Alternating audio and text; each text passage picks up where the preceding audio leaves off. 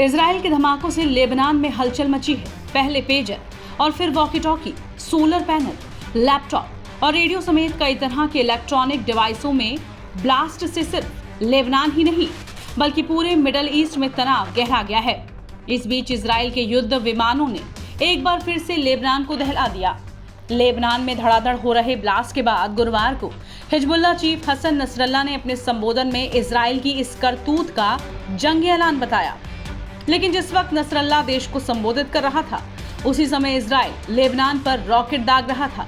Israeli सेना IDF ने दक्षिणी लेबनान में हिजबुल्लाह के ठिकानों को निशाना बनाया और सैकड़ों रॉकेट लॉन्चर बैरल तबाह कर दिए। हिजबुल्लाह इन रॉकेट लॉन्चर्स का इस्तेमाल इजरायली क्षेत्र में धमाके के लिए करने वाला था। इजरायली सेना का कहना है कि हमारे लड़ाकू विमानों ने 1000 बैरल वाले करीब 100 रॉकेट लॉन्चरों पर हमला कर उन्हें पूरी तरह से नष्ट कर दिया है। लेबनान में पेजर्स और वॉकी टॉकी में हुए धमाकों में 35 से ज्यादा लोगों की जान चली गई, जिसके बाद मिडल ईस्ट का तनाव और ज्यादा बढ़ गया है। इजराइल और हमास युद्ध के चलते पहले ही तनाव काफी ज्यादा था। अब लेबनान की घटनाओं ने इस तनाव को कई गुना बढ़ा दिया है। यही वजह है कि हालात को देखते हुए क्षेत्र की कई एयरलाइंस ने अपनी काफी उड़ानें रद्द कर दी हैं, ताकि किसी भी अप्रिय स्थिति से बचा जा सके।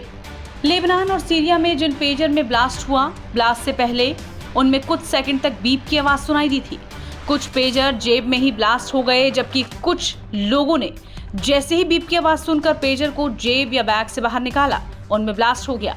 कई पेजर लोगों के हाथ में ही फट गए। इस ब्लास्ट में 12 लोगों की मौत हुई, जिनमें एक छोटी बच्ची भी शामिल थी। ब्लास्ट की वजह से 4000 से ज्यादा लोग गंभीर रूप से जख्मी भी हुए हैं।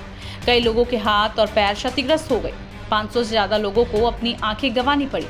किसी का धड़ क्षतिग्रस्त हुआ तो किसी के शरीर का निचला हिस्सा धमाके से उड़ गया। लेबनान में इराक के राजदूत मोजतबा अमानी को तो एक आंख गंवानी पड़ गई, जबकि उनकी दूसरी आंख बुरी तरह से क्षतिग्रस्त हो गई। मरने वालों में लेबनानी सांसदों के बच्चे भी हैं और हिजबुल्लाह के लड़ाकों के परिवार वाले भी धमाकों की चपेट में आ गए हैं। ठीक इसी तरह बुधवार को वॉकी टॉकी से लेकर सोलर पैनल, लैपटॉप और रेडियो तक में ब्लास्ट किए गए। इन हमलों में 20 लोगों की मौत हुई, जबकि कई घायल बताए जा रहे हैं। ऐसे में इस हिंसा के बीच मिडल ईस्ट में अब तनाव बढ़ता जा रहा है।